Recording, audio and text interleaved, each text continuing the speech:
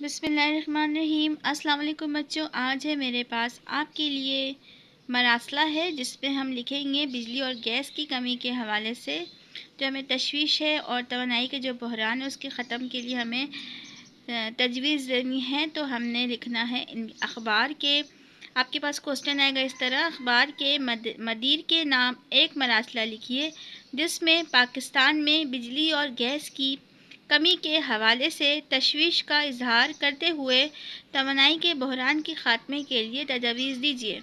تو ہم مراسلہ لکھنے کا ہمارا طریقہ ہوتا ہے، سب سے پہلے آپ نے لکھنا ہے، کیونکہ ہم اخبار کے مدیر کے نام یہ لکھ رہے ہیں تو ہم نے سب سے پہلے لکھنا ہوتا ہے محترم مدیر اعلیٰ۔ اس کے بعد ہم نے لکھنا ہے روزنامہ جنگ کراچی۔ پھر ہم نے لکھنا ہے السلام علیکم۔ پھر ہم نے سٹارٹ کرنا ہے یہاں سے: پاکستان میں بجلی اور گیس میں کمی کا مسئلہ سنگین نوعیت اختیار کرتا جا رہا ہے۔ توانائی کے بحران کے خاتمہ کے لیے تاحال ٹھوس اقدامات نہیں اٹھائے گئے ہیں۔ حکومتی سطح پر توانائی کے بحران کے خاتمے کے لیے نہ کوئی منصوبہ بندی کی گئی ہے اور نہ ڈیمز بنائے گئے ہیں۔ پاکستان کی بڑھتی ہوئی آبادی نے اس مسئلہ کو مزید سنگین بنا دیا ہے۔ نوبت یہاں تک پہنچ گئی ہے کہ صنعتیں بند ہو رہی ہیں، کاروبار میں کمی ہوتی نظر آ رہی ہے، جس کی وجہ سے بے روزگاری میں اضافہ ہو رہا ہے۔ تعلیمی نظام میں توانائی کے بحران کی وجہ سے خلل پیدا ہو رہا ہے۔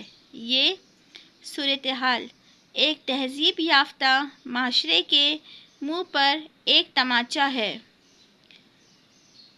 اپنے عوام کو بنیادی ضروریات زندگی کی فراہمی حکومت وقت کا فرض ہوتا ہے، اور جس حکومت میں ان فرائض سے عہدہ برا ہونے کی صلاحیت نہیں، اسے عوام پر حکومت کرنے کا بھی کوئی حق نہیں۔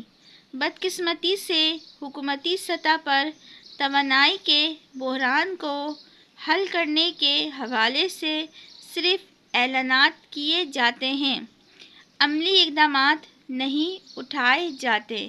حکومت کی ذمہ داری بنتی ہے کہ پاکستان کے ہر علاقے میں بجلی اور گیس کی کمی دور کرنے کے لیے ہنگامی بنیادوں پر عملی اقدامات کرے۔